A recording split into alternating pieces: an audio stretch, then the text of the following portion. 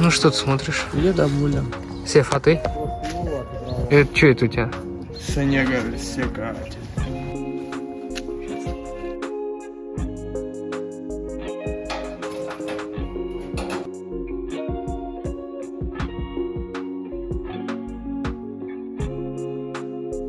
В чем приехали, Сан Саныч? Вкратце скажи сейчас. Значит, вкратце. Мы приехали на свой объект, который мы обслуживаем. Мы сюда уже приезжаем 4-й год подряд. У заказчика там смело зимой вентиляцию.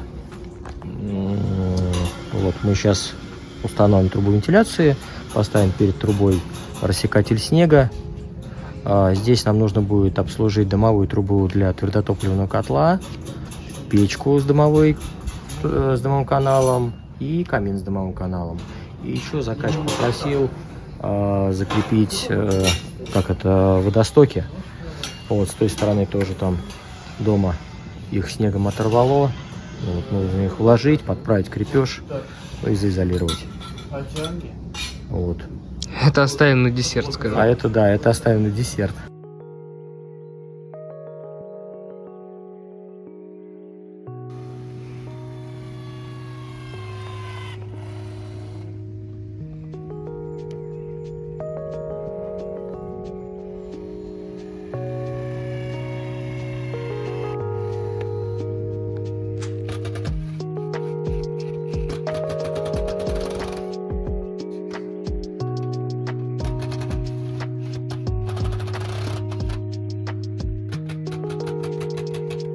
Итак, дорогие друзья, мы продолжаем наш репортаж по этому объекту. Ну и сейчас мы устанавливаем снегозадержатель на трубу, которую уже, кстати, снесло.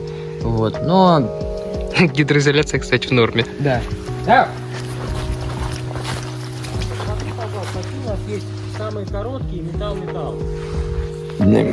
Решено, что отец и Илюха будут крепить сейчас снегозадержатель, а мы с Севкой пойдем готовиться к чистке. Это мы раскрутили. Все. Поехали.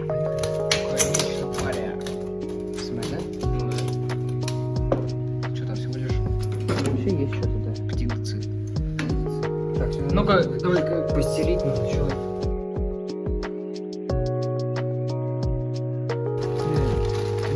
Сложно? Не могу. Не можешь не шуршать? Ну давай, не шуршу. Он не может не шуршать. В общем, мы сейчас придумали, ну как придумали, опять изобрели велосипед, мы еще раз уж так делали. Сейчас, что сейчас делать?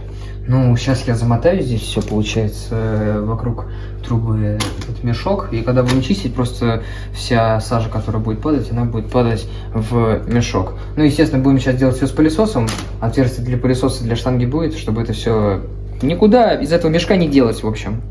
Вот. Вот и все, парень, да? Да, вот так. Поехали!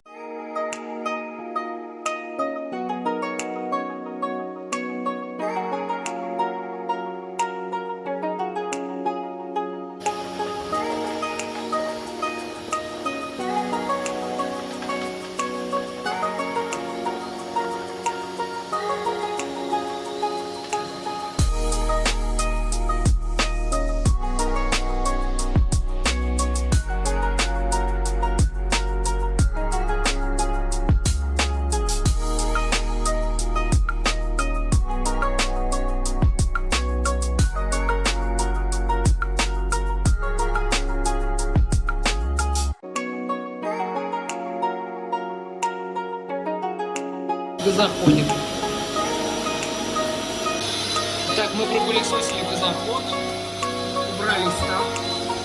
Итак, мы прибрались в газоходе. Остался тройничок, внутри которого сейчас Силсан благополучно пропылесосит. Убираемся здесь и идем чистить печи. О, вот она. Вот она. Заглушка конденсата. Сейчас мы это пропылесосим. Все, выставили газоход. Силсан сейчас все прикрутит. Все будет уже замечательно. Правильно, парень? Да. О. И нужно проверить еще трубу эндоскопом. Вот что мы забыли вам сказать, паря, да? Вот так выглядит фуранфлекс внутри. Вот эти вы собираешься? После чисточки. О, видишь, что хочет от меня. Первые 2 метра у нас очень важны. По какой из причин, парень? Ну, потому что... Аргумент. Вот так выглядит канал из рукава Франфлекс. Внутри, по истечению 2 лет после обслуживания. Это, кстати, красный Франфлекс для твердотопливного оборудования. Потому что котел смешанный. Если вы видите, дрова, уголь и дизель. Смешанный котел. Соответственно, для такого вот Франфлекс подходит. Канал длинный, очень неровный, очень зверский. Вот, с такими вот вещами. Да.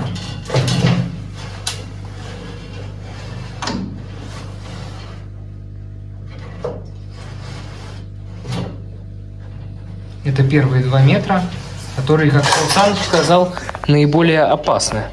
Не наиболее опасно, это самое важное. Потому что там самая большая температура.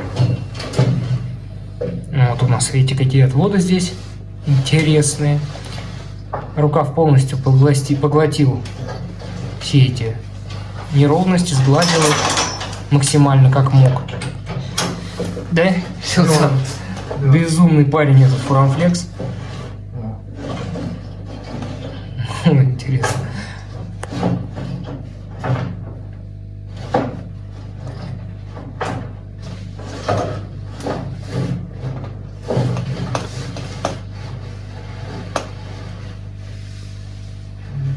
Видно весь канал, даже крутить не приходится.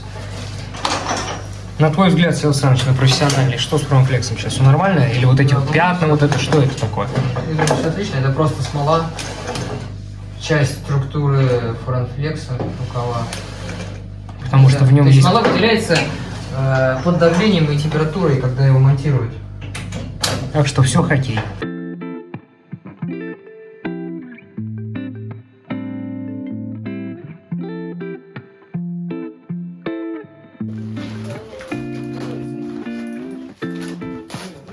Дай посмотреть. Видел, что там?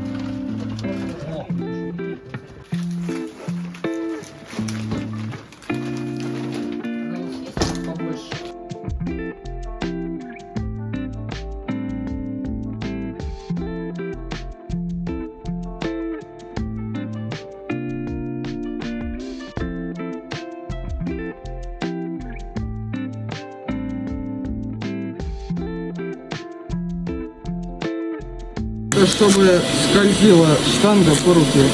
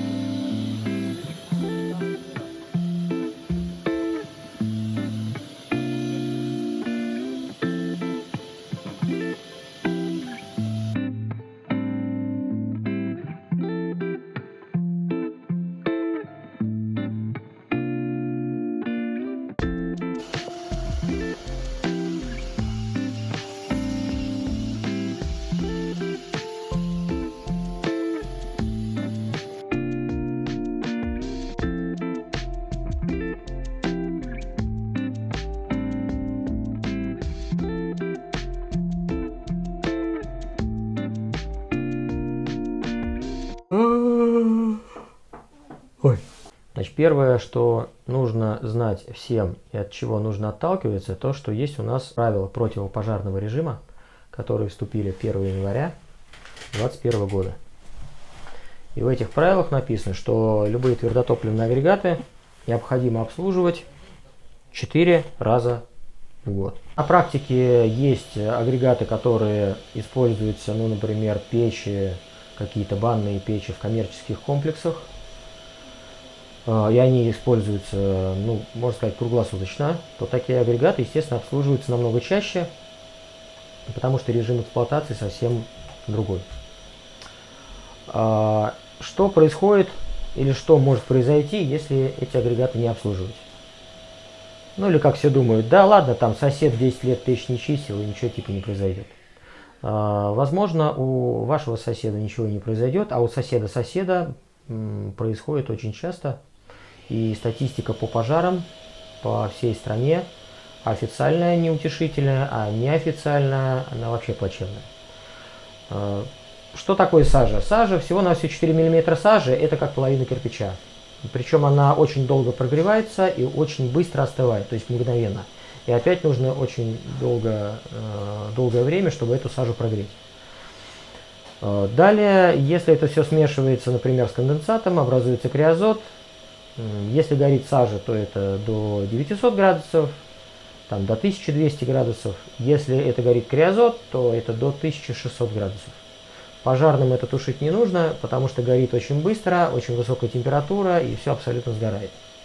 Не только труба, а и все вокруг трубы, все здание. Кроме того, если отложения сажи достаточно большие, они просто забивают дымоход, забивают дымовую трубу, забивают дымовой канал. Ну вот как здесь вот на камине, здесь, сейчас по-другому скажу. Для вас это все дымоход, пускай это будет дымоход. И в печи дымоход, и то, что к печи подсоединено, куда отводятся дымовые газы, это тоже дымоход. Пускай это все будет дымоход. Хотя дымоход это канал внутри печи, а далее уже дымовой канал и дымовая труба. Ну не суть. Давайте все-таки вернемся к сажистым отложениям. Ну так вот, забился у вас дымовой канал или дымовая труба, или по-вашему дымоход, то, что наверх идет, то, что отводит дымовые газы из агрегата. Либо уже сыпется, например. Ну, у многих есть мангалы, и часто бывает так, что готовите пищу и сыпется вот это вот какие-то такие пластиночки или сажа просто сыпется уже из дымовой трубы. То есть доводит либо до такого, это в лучшем случае, в худшем случае это начинает пахнуть по всему дому, либо просто уже агрегатом перестает пользоваться, потому что просто идет запах, опускается, ну потому что вентиляция обычно не сделана, и опускается этот запах очень неприятный, очень едкий из печи. Печь или камин начинает поддымливать, если перед этим работало все хорошо. Соответственно, нужно звать трубочиста, который в первую очередь разберется, во-первых, нужно ли чистить, потому что отложений может и не быть. Но если есть отложения, соответственно, трубочист их почистит. Почистить он их должен, естественно, хорошо, чисто и безопасно, еще и быстро. Вот. И в идеале, если он не будет залезать на кровлю, не будет себя подвергать опасности, кровлю и здоровье, собственно, пользователей этих агрегатов. Про трубочистов. Трубочистами себя сейчас называют очень много людей, которые к профессии трубочист не имеют никакого отношения. Во-первых, потому что они понятия не имеют, как чистить трубы правильно, как это делать безопасно, как это делать быстро и как это делать правильно. Ну и заканчивая, что они, собственно, нигде не обучались. Соответственно, такие люди себя не могут называть трубочистами. Это в лучшем случае люди, которые просто пришли, что-то там пошурубонькали, сверху, например, опустили веревочку с ёршиком и грузиком, там чего-то подренькали, вот, и считается, что они там что-то почистили. Так тоже можно чистить, я не спорю, но для этого нужно, во-первых, знать, какие ерши использовать, какой конфигурации ерши. Для квадратного канала, может быть, и подойдет круглый, а вот для прямоугольного канала не подойдет круглый ерш. То есть очень, начиная вот с этих мелочей, и начинается профессия трубочиста. Также говорится о работе снизу. Мы работаем ротационным оборудованием. Да, оно принимает форму круга, но при этом штанги гибкие, и по мере хода по каналу сама штанга изгибается, и даже если канал прямоугольный, она почистит его максимально правильно. Это то, что касается вот именно работы и какие люди себя, в принципе, называют там трубочистами или относят себя к этой профессии. Понятно, что мы сейчас говорим, ну, мы вот работаем Москва, Московская область в основном, именно по обслуживанию. И, конечно же, здесь за там 5 и даже за 10 тысяч рублей, если кто-то приезжает, то, может быть, из 1000 человек, 1 человек, наверное, сделает свою работу хорошо. Причины, по которым это будет, я говорил минуту назад. Поэтому работа трубочиста стоит, естественно, гораздо дороже. Ну, по крайней мере, Москва, Московская область. Поэтому, ребята, ну, наша работа начинается от 1200 за погонный метр. И, естественно, выше. Средняя стоимость чистки у нас, в принципе, ну, смотря какие объекты и смотря какой формат обслуживания мы делаем, от 1200 до 2400 за один погонный метр дымовой трубы или дымового канала. Идемте посмотрим, как ребята сейчас там чистят, что-то делают. Ну, мы продолжаем чистить. Камин мы почистили. Здесь котел, вернее не котел, а дымовую трубу для котла. Камин с дымовым каналом. Сейчас пойдем посмотрим, как будем чистить печь. Но здесь еще вот в той комнате у нас лежанка, мы ее тоже будем чистить.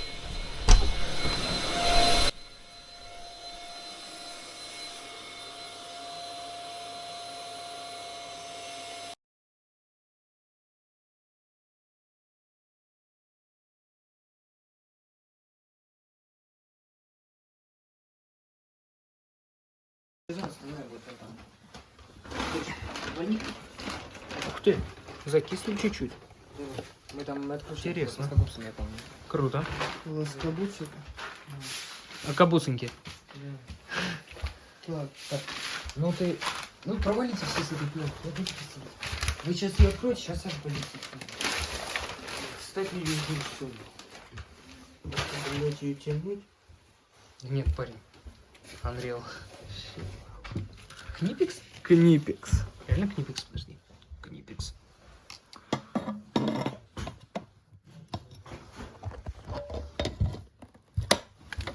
Ух ты. Книпикс. Что там? Книпикс. Криозотика, не реально Книпикс. Кстати, тут еще такой... Так себе книг. Да, я помню. Даже Да, два прям- года назад. Вот это прям криозот. Тут прям вот Давай, явно. накинули нас просто. Нас просто накинули. Так.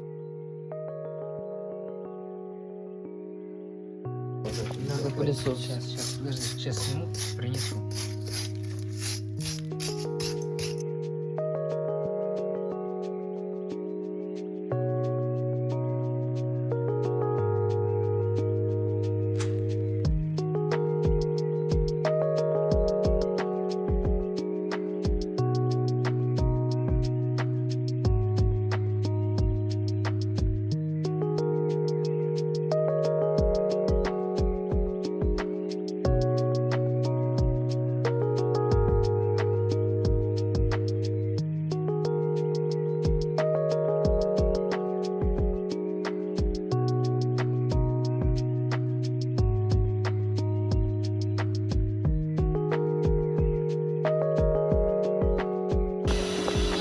Отличная съемка получится. Профессиональная.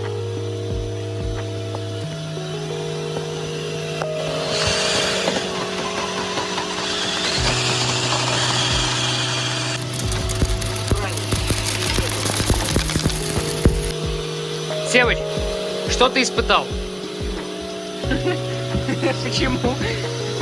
Давай, я Все, теперь происходит, значит, уборка канала. Канал вон там. Севка с Илюхой тут. И это мега неудобно.